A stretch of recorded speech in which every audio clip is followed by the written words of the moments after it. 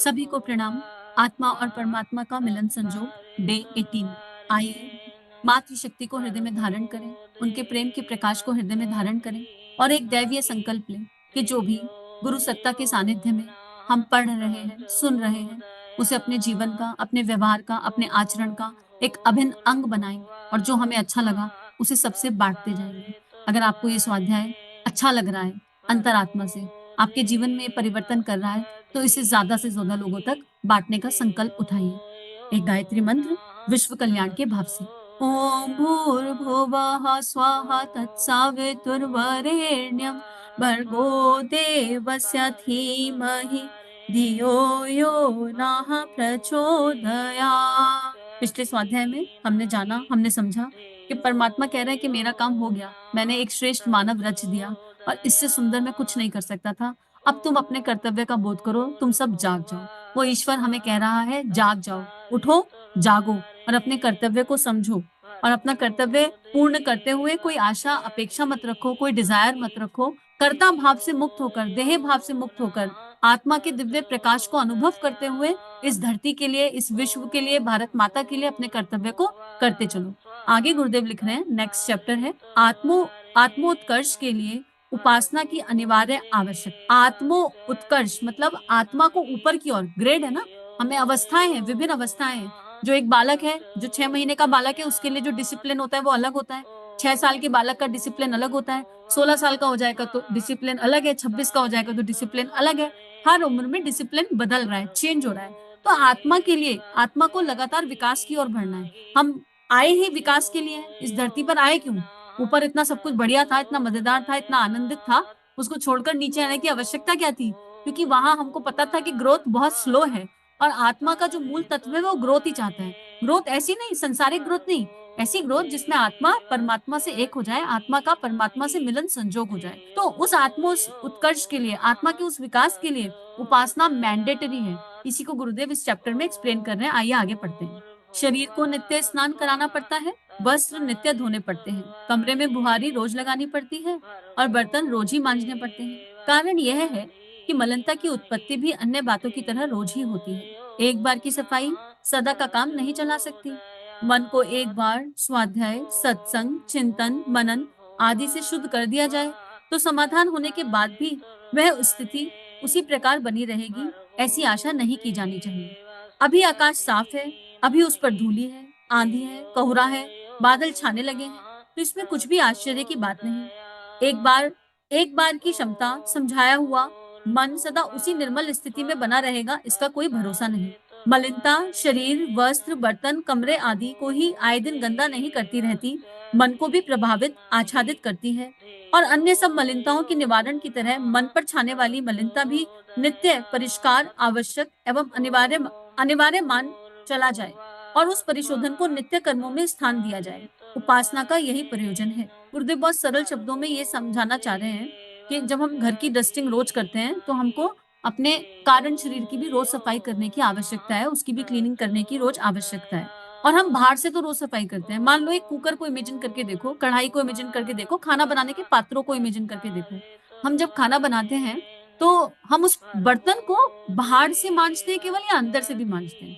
अंदर से हम बाहर से कितना भी रगड़ लें, बर्तन को अंदर से मांजना बड़ा जरूरी है। अब बर्तन को बाहर से आप एक बार को पानी से भी धो लोगे, उसने आंच को छुआ है, लेकिन अंदर से बर्तन मांजने के लिए हमें बड़े सारे प्रोडक्ट यूज करने पड़ते हैं। कभी विम लगाएंगे, कभी स्कॉच ब्राइट लगाएंगे, कभी पाउडर लगाएंगे और बर्तन थोड़ा ज्यादा मैला हो जाए या जल जाए तो और उसमें पानी भी तपाएंगे, कुछ कुछ जुगाड़ लगाएंगे। अब ये देह रूपी बर्तन, इसे हम बाहर से तो रोज मांज रहे हैं, पर ये गंदा तो अंदर से हो रहा है ना, मलिन तो ये अंदर से हो रहा है। इसको अंदर से कैसे मांजे? अब ये तो सुविधा दी नहीं गई कि विम का लिक्विड घोला और पी गए और हो गया काम, है ना। विम लिक्विड घोला, पिया और हम अंदर से साफ हो गए, ये तो संभव है नहीं। साबुन से तन घिसा जा सकता है, साबुन से कपड़े घिसे जा सकते हैं, मन की घिसाई कैसे हो? उपासना का नित्य क्रम मन की घिसाई का क्रम है, जो दिन भर। और क्यों हमें मन की सफाई की और घिसाई की जरूरत है? हमारी जो इंद्रियां हैं, जिनसे हम सब कुछ ग्रहण कर रहे हैं, ये 24 घंटे इष्ट पर टिकी हुई नहीं है। ये दिन भर जाने क्या क्या ग्रहण कर लेती हैं। भाई एक दीवार देखी तो चाहे ना चाहे उस दीवार की प्रॉपर्टीज रजिस्टर हो रही है ना। ये दीवार है, ये पीली है, हरी है, नीली है, और कुछ मन को बड़ा सुंदर लगने वाला कलर है तो वो 2-4 दिन भी याद रहेगी। अरे फलाने के घर की दीवार का रंग ऐसा है, आ गया ना चिंतन पर, अंदर चला गया ना, ग्रहण कर लिया। ऐसे ही हम जाने अनजाने जाने कितना कुछ अपनी पंच इंद्रियों से ग्रहण कर रहे हैं, जिसका हमको आइडिया नहीं है। और वो हमारे चित्त पर क्या प्रभाव डाल रहा है वो हम देख नहीं पा रहे हैं, क्योंकि हम अंतर्मुखी जीवन नहीं जीते हैं। अंतर्मुखी जीवन जिए तो हमें समझ में आ जाएगा कि क्या हो रहा है। अंतर्मुखी जीवन जीने के लिए उपासना की आवश्यकता है। उपासना का मतलब है पास बैठना। एसी कमरे में चलाया, कमरा नंबर 1 में एसी चलाया और कमरा नंबर 2 में जाके बैठ गए और फिर बोले एसी की हवा नहीं आ रही। तो ये एसी की गलती है क्या? एसी की तो कोई मिस्टेक नहीं है। आपने कमरा नंबर 1 में चलाया और कमरा नंबर 2 में जाके बैठ गए। तो उपासना का सीधा-सीधा अर्थ है पास बैठना। मंदिर में बैठना इंपॉर्टेंट नहीं है कि आपकी देह कहाँ बैठी है। पास बैठना अर्थात अपने हृदय पर, अपने आज्ञा चक्र पर, अपने इष्ट की दिव्य कल्पना को साकार करना। आपके इष्ट जो भी हैं, राम है, कृष्ण है, गायत्री है, जो भी आपके इष्ट हैं, उनको देखना, उनका जीवन देखना, वो कैसा था, उनके गुणों का चिंतन करना, धारणा से और फिर जप। चाहे 10 मिनट का करें, चाहे 15 मिनट का करें और उस जप में ये भाव करना कि हे प्रभु, आपका दिव्य प्रकाश, आपका दिव्य गुण, आपके दिव्य जीवन को हम अपने चिंतन में, चरित्र में, आचरण में ढालें। आपके दिव्य प्राण को हम हर क्षण, हर पल ग्रहण करें। ये नियमित रूप से करना ही होगा।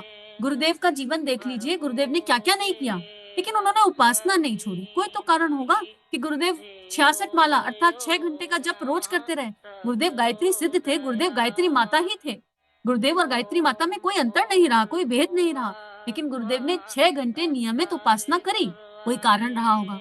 जब वो गुरु उस लेवल पर बैठकर 6 घंटे कर रहा है, तो हमसे तो कोई ज़्यादा अपेक्षा ही नहीं की जा रही। हमसे तो कहा जा रहा है बच्चों बस 3 मिनट 3 माला मतलब 15 मिनट समय से कर लो, इतना तो मिनिमम बनता है। तो अगर हम यहाँ हैं और इसको सुन रहे हैं, तो जीवन में उपासना का संकल्प नहीं उठाया है, तो इसी क्षण उपासना का संकल्प उठाइए, क्योंकि उसका मतलब है अंतर्मुखी होकर बैठना। भगवान के दिव्य गुणों को अंतःकरण में धारण करना और डस्टिंग का कपड़ा लेकर भाव रूप से अंदर रगड़ाई करना। किसके लिए क्या-क्या सोचा? निष्कासन, सच्चा निष्कासन। ये तो बहुत बुरे हैं, ये तो बहुत अच्छे हैं। जजमेंटल पूरे दिन कंपैरिजन और जजमेंट यही करते रहते हैं, हम इसके अलावा कुछ करते नहीं। पर चिंतन, किसने क्या बनाया, किसने क्या खाया, बाजू वाले घर में सीटी आ रही है तो ज्यादा सीटी आ गई, आज लगता है दाल की जगह छोले बन गए। ऐसे चिंतन भी होते हैं। आप सोच के देखो हमारी स्थिति क्या है, हम लोगों की स्थिति क्या है। अगर खुशबू आ गई किसी के घर से तो हाय आज क्या बन गया, ये चिंतन है, ये हमारी इंद्रियां ग्रहण कर रही हैं। किसी के घर से ऊंची आवाज आई तो करुणा के अश्रु नहीं गिर रहे कि बाजू वाले के घर में झगड़ा हो रहा है। अरे ये तो सिर्फ लड़ते झगड़ते रहते हैं, इनको कोई काम धंधा नहीं, पता ही नहीं कि उसकी परिस्थिति क्या है। अश्रु नहीं गिर रहे, समाधान नहीं सोच रहे हैं कि उनको कैसे समाधान दें। यहाँ बैठे बैठे फालतू का चिंतन कर रहे हैं। ये हमारी मनः स्थिति हो गई है। हम अपनी इंद्रियों को इतना विकृत कर चुके हैं। अगर इंद्रियों को सही दिशा देनी है तो अंतर्मुखी होकर उपासना मैंडेटरी है। आगे गुरुदेव लिख रहे हैं, यह समझना भूल है कि पूजा करना ईश्वर पर एहसान है, उसके बदले उसे हमारी उचित अनुचित मनोकामनाएं पूरी करनी चाहिए। ओछे स्तर के लोग ऐसा ही सोचते हैं। यहाँ पर कुछ नहीं कहूंगी, आप देख लीजिए कि आपका स्तर क्या है। हम लोगों को अपना अपना स्तर खुद चेक करना है यहाँ। और इसी प्रलोभन से पूजा पत्री का औंधा सीधा ठाटा रोकते हैं। आधार ही गलत हो तो बात कैसे बार पड़े। पूजा करने वालों से दोस्ती और ना करने वालों से कुट्टी। यह ऐसी रीति नीति अपनाने लगे तो फिर ईश्वर को समदर्शी कैसे कहा जा सकेगा। फिर संसार में कर्तव्य और पुरुषार्थ की आवश्यकता ही क्या रहेगी। यदि पूजा द्वारा ईश्वर को प्रसन्न करके मनोकामनाएं पूर्ण की जा सकती, तो फिर इतने सस्ते और सरल मार्ग को छोड़कर कोई क्यों कष्ट साध्य गतिविधियां अपनाने को तैयार होगा। तो भगवान मूर्ख नहीं है, बिल्कुल सीधी सीधी बात है। और उसको रिश्वत नहीं दी जा सकती कि भगवान जी ये वाला काम 27 माला, वो वाला काम 15 नारियल। ये जो छोटे छोटे खेल हैं, ये हम लोगों ने खेल के छोड़ दिए हैं सबने, और सबने ही खेले हैं। छोटी छोटी क्लास में हम सबने खेले हैं। भगवान जी प्लीज पढ़ाई नहीं करी, थोड़े से नंबर दिलवा दो। भगवान जी बच्चा ऐसा नहीं कहना मान रहा, भगवान जी ऐसा नहीं हो रहा, भगवान जी वैसा नहीं हो रहा। हम भगवान को ये बताना बंद कर दें कि हमारे लिए क्या उचित और क्या अनुचित। हमें भगवान को ये बताने की आवश्यकता बिल्कुल नहीं है।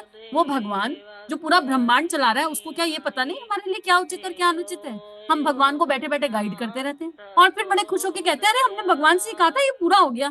ये बिल्कुल वैसी वाली बात है कि छोटे बच्चे ने मम्मी से बड़ी जिद करी, मम्मी ये तो चाहिए ही चाहिए, मम्मी ये तो चाहिए ही चाहिए। मम्मी ने बड़ा समझाया कि नहीं दे सकती, फिर किसी दिन कहा चल ठीक है बालक है दे दो, और मम्मी ने उनमें से एक चीज पकड़ा दी और छोटा बच्चा ताली बजा के खुश हो गया, अरे वाह मम्मी ने दे दी, अरे वाह मम्मी ने दे दी। अरे मूर्ख, वो बच्चा था, चल मिल गई उसको, लेकिन उसमें बच्चे का लॉन्ग टर्म हित नहीं था और हम बड़ी ताली बजा के खुश हो जाते हैं। अरे हमारी तो भगवान सुनते हैं। अरे ऐसा भगवान अगर सुन रहा है तो फिर पूरी दुनिया में पुरुषार्थ खत्म हो जाएगा। लोग बैठेंगे 101 माला के बदले में 1 करोड़ रुपया, तो रोज 101 करेंगे हम। ऐसा वाला हो जाएगा माहौल। इमेजिन करके देखो। तो अगर हम इस तरह की ओछी प्रार्थनाओं में उलझे हुए हैं, अगर हम याचना, मांगना अपने लिए नहीं मांग रहे, अपनों के लिए मांग रहे हैं, अपने भाई बंधुओं के लिए मांग रहे हैं, और वो भी कुटुंबीजन, मैं, मेरा, मेरा परिवार, इसके ऊपर नहीं। बाजू वाले में क्या हो रहा है, दूसरे देश में क्या हो रहा है, कोई मर रहा है या कोई जी रहा है, इसे कोई लेना देना नहीं।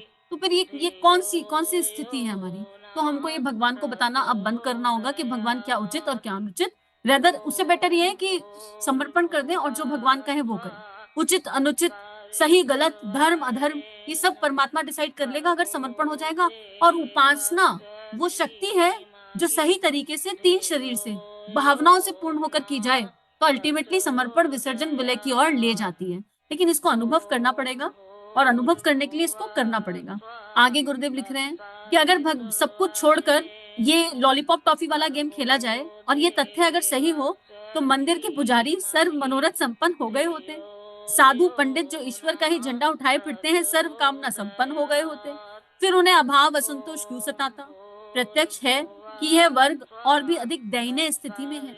कारण कि उपासना को कामना पूर्ति का माध्यम समझा गया और आवश्यक कर्म निष्ठा से मुंह मोड़ लिया गया। इस गलत आधार को मान्यता मिल जाने से आस्तिकता का उपकार नहीं हुआ, वरन उसे असत्य और संदिग्ध मानने की अनास्था ही बढ़ी है। प्रत्येक विचारशील व्यक्ति को मन की, जीवन की स्वच्छता को अत्यधिक महत्वपूर्ण मानना चाहिए। उसका साधन जुटाने के लिए उपासना का अवलंबन लेना चाहिए। मन असीम क्षमताओं का भंडार है। यदि वह मलिनताओं से भर जाए तो हमें अपार क्षति उठानी पड़ेगी। दांत साफ ना किए गए तो उनमें कीड़ा लग जाएगा, मुंह में बदबू आएगी। शरीर को स्नान ना कराया जाए तो चमड़ी पर जमा हुआ मैल अनेक बीमारियां पैदा करेगा। मशीनों की सफाई ना की जाए तो पुर्जों में जमा हुआ कीचड़ उनका ठीक तरह से काम करना असंभव कर देगा। सफाई अपने आप में एक आवश्यक कर्म है। मेहतर, धोबी, कहार जैसे अनेक वर्ग इन्हीं कामों में जुटे रहते हैं।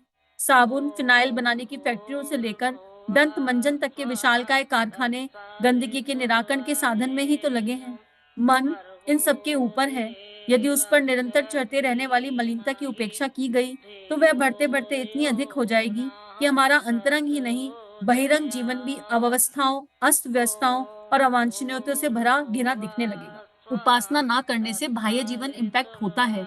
इस बात को हमें मानना पड़ेगा, यकीन करना पड़ेगा।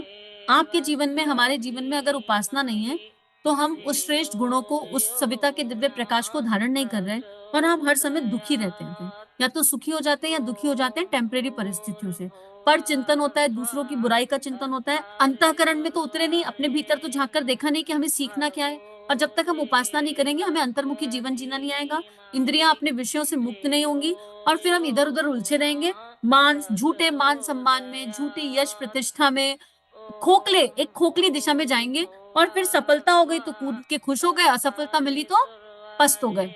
बस अब दोबारा उठने की शक्ति नहीं। इतनी सुसाइड क्यों हो रही है आज की डेट में? आप देख लो, कोई एक ऐसा इंसान मिल जाए अगर आपको जो ये कह दे मैं पूर्णतः खुश हूं, बिना उपासना के, बिना अध्यात्म के, सही तरीके के, तो आप स्वाध्याय सुनना छोड़ देना। लेकिन आपको ऐसा कोई मिल नहीं सकता इस जीवन में जो ये कह दे मैं पूर्णतः आनंदित हूँ, पूर्णतः खुश हूँ, मेरे जीवन में कोई भगवान नहीं है, मेरे जीवन में कोई प्रकृति के प्रति प्रेम नहीं है, मेरे जीवन में कोई डिसिप्लिन नहीं है, मैं पूर्ण अवस्थित हूँ लेकिन मुझे इस भगवान की जरूरत नहीं है, मुझे किसी चीज की जरूरत नहीं है। ऐसा कोई इंसान नहीं है। तो उपासना बड़ी मैंडेटरी चीज है, इसलिए क्योंकि वो हमारी सफाई करती है, हमारी अवांछनीयता को साफ करती है। हमारे जीवन में अगर आपने आज तक बहुत सारे अनुष्ठान किए लेकिन हर अनुष्ठान साकाम भाव से किया, तो एक साकाम अनुष्ठान और कर लो। आज तक नहीं किया तो एक 9 दिन का अनुष्ठान इस भाव से करो कि परमात्मा हमारा उपासना में मन लग जाए। अगर नहीं लगता ना सही तरीके से, हम निष्काम भाव से उपासना कर लें। मांग तो रही है, कुछ ढंग का मांग ले, मानव जीवन है, प्रवृत्ति है मांगना, तो कुछ ढंग का ही मांग ले। भगवान, हम आपकी इस बगिया को सुंदर बना सके, हमारी देह को ऐसा बना दो। एक एक अनुष्ठान इस भाव से करके देख लें। अनुष्ठान किए, सफल हुए, तो जब हम दैवीय अनुष्ठान करेंगे तो हमारा चिंतन दैवीय होगा और धीरे धीरे मांगने की ये प्रवृत्ति भी छूट जाएगी कि हम भगवान को फिर ये भी नहीं मांगेंगे, फिर मांगने के लिए कुछ बचेगा ही नहीं। लेकिन ये अनुभव की बात है, अनुभूति की बात है। तो आज का स्वाध्याय यही समाप्त करते हैं, इसी भाव संकल्प के साथ समाप्त करते हैं कि अब इस क्षण से हम वादा करते हैं कि हम भगवान से कुछ मांगेंगे नहीं। हम भगवान की शरण में जाकर बैठेंगे, उनके दिव्य प्राण को धारण करेंगे और उनसे कहेंगे जो आपको उचित लगे आप वो करो, हमें बस शक्ति दे दो। शक्ति मांगी जा सकती है। भगवान, ये परिस्थितियां हमारे फेवर में नहीं आ रही, हमारे मन की नहीं हो रही, लेकिन निश्चित ये तुम्हारे मन की है। और जब तुम्हारे मन की हैं, तो इनको जीने में हमें आनंद अनुभव हो, हमें परमानंद अनुभव हो, हमें वो शक्ति दे दो। और उसके लिए उपासना और अगले क्रम में स्वाध्याय बड़ा इंपॉर्टेंट है। और डस्टिंग का कपड़ा लेकर हर समय खड़े रहना, चौकीदारी, साधना, उपासना, साधना, आराधना, ये जीवन का अभिन्न हिस्सा है। सभी को प्रणाम, सभी की दैवीय चेतना को नमन। इदं श्री सद्गुरुवे नमः, इदं श्री सद्गुरुवे नमः, इदं श्री सद्गुरुवे नमः।